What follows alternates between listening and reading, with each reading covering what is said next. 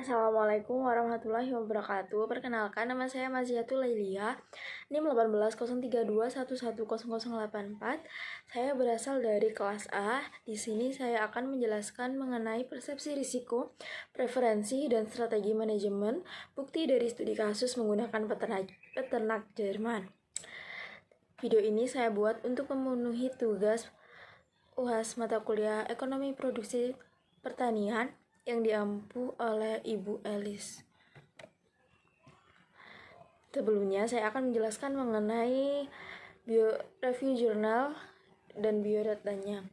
Untuk judul yaitu persepsi risiko, preferensi, dan strategi manajemen, bukti dari studi kasus peternak Jerman, Journal of Research, volume dan halaman volume 22 nomor 110 sampai 135 tahun 2018.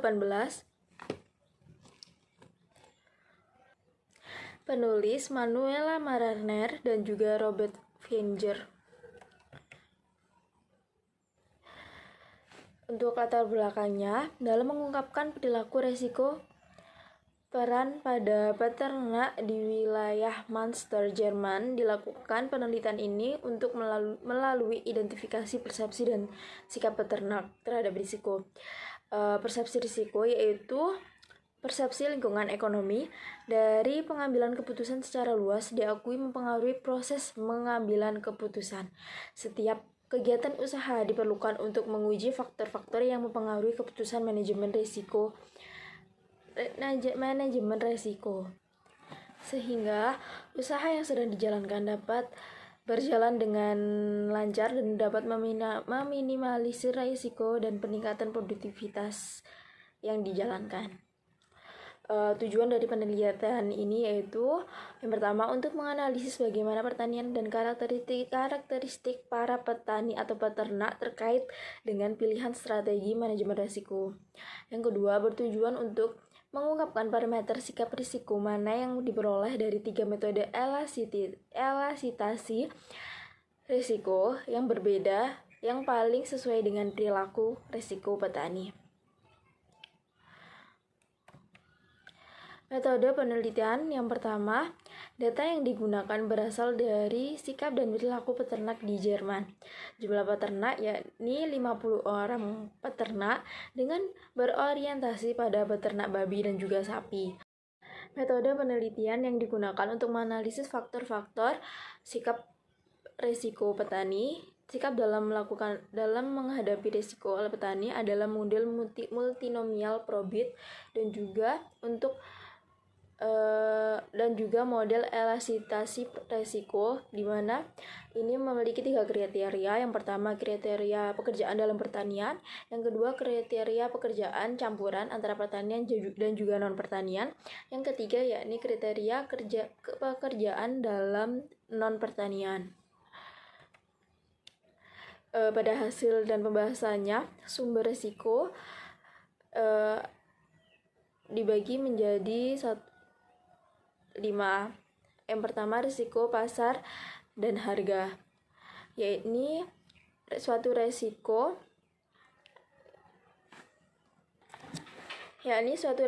yang timbul karena menurunnya nilai suatu investasi karena pergerakan pada faktor-faktor pasar, sehingga mempengaruhi tingkat jual beli. Risiko pasar dan harga ini meliputi risiko harga di pasar penjualan, risiko harga di pasar pengadaan, menaikkan harga tunai real, dan menaikkan harga pakan, dan terakhir melemahnya produsen karena tingkat daya beli yang turun. Yang kedua yakni risiko produksi. Risiko produksi yaitu ketidakpastian kualitas produk yang diharapkan pada saat produksi. Risiko produksi meliputi risiko hasil karena perubahan iklim. Yang kedua, kehilangan hasil karena perubahan iklim yang ekstrim, misalnya banjir, hujan es. Yang ketiga, penyakit hewan epidemik. Yang keempat, kesulitan melawan hama dan penyakit atau resistensi. Yang terakhir, berkurangnya ketersediaan lahan. Pada risiko keuangan, Resiko keuangan yakni adalah suatu ketidakpastian keuntungan yang didapatkan oleh penjual atau yang melakukan usaha tani. Meliputi kekurangan likuiditas, menurunnya kelayakan kredit. Yang ketiga, yang keempat yakni risiko lainnya. Risiko lainnya selain risiko keuangan, risiko produksi, risiko pasar dan harga, dan risiko politik. Risiko lainnya ini yang pertama terbatasnya ketersediaan tenaga kerja yang berkualitas, yang kedua default dari operator pertanian utama, yang ketiga masalah dengan memenuhi standar kualitas, yang keempat masalah penerimaan peternakan, misalnya protes terhadap kandang baru yang dibangun, yang terakhir masalah penerimaan pertanian yang subur, misalnya monokultur pada pertanian. Yang terakhir yakni risiko politik, ketidakpastian pada bidang politik sehingga mempengaruhi kegiatan usaha yang dijalankan. Yang pertama, penurunan lebih lanjut dari pembayaran langsung UE. Yang kedua, pengetatan kepatuhan silang. Yang ketiga, meningkatkan peraturan untuk membiakan hewan, misalnya peraturan kesejahteraan hewan. Yang keempat, meningkatkan peraturan yang untuk memproduksi tanaman, misalnya peraturan perlindungan lingkungan. Yang kelima, pengurangan langkah-langkah pendukung pasar UE, misalnya tarif. Yang terakhir, penghijauan lebih lanjut dari kebijakan pertanian secara hukum konstruksi pertanian. Dan yang terakhir yaitu hilangnya pasar. Selanjutnya, strategi manajemen risiko. Yang pertama, ini strategi manajemen risiko pada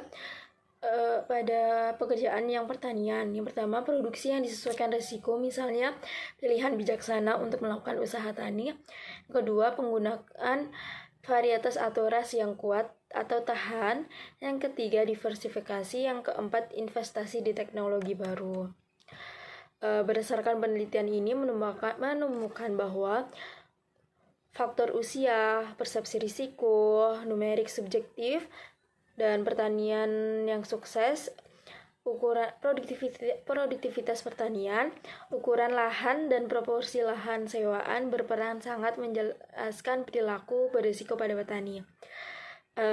Penyuluh juga akan berperan, di mana penyuluhan sebagai penyedia informasi manajemen risiko lainnya di area survei dan dapat menyesuaikan program mereka dengan lebih baik.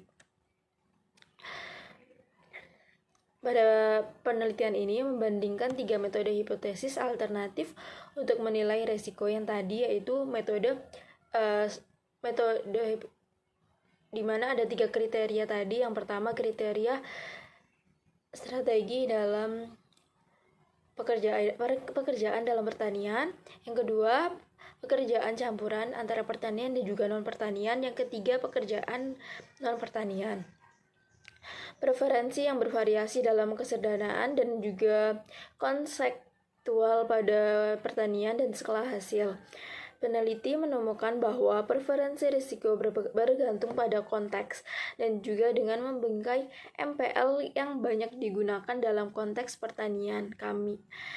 Di sini ditemukan bukti yang signifikan untuk itu berhubungan baik dengan pengambilan keputusan yang nyata.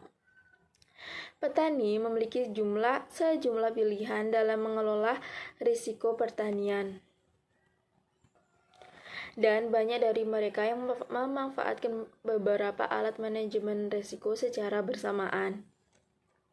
Dalam penelitian ini, menemukan bahwa penghindaran risiko petani lebih cenderung memprioritaskan strategi manajemen risiko on-farm daripada off-farm strategi.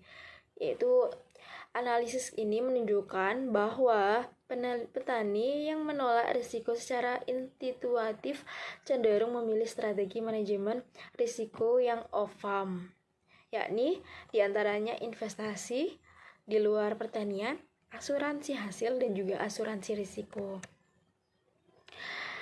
Berikut kekurangan dan kelebihan pada penelitian ini. Untuk kelebihannya, format dan isi pada jurnal sudah lengkap seperti ada latar belakang, metode penelitian, hasil dan pembahasan, kesimpulan, dan juga daftar pustaka. Kekurangannya, peneliti tidak mencantumkan alasan melakukan penelitian di tempat tersebut.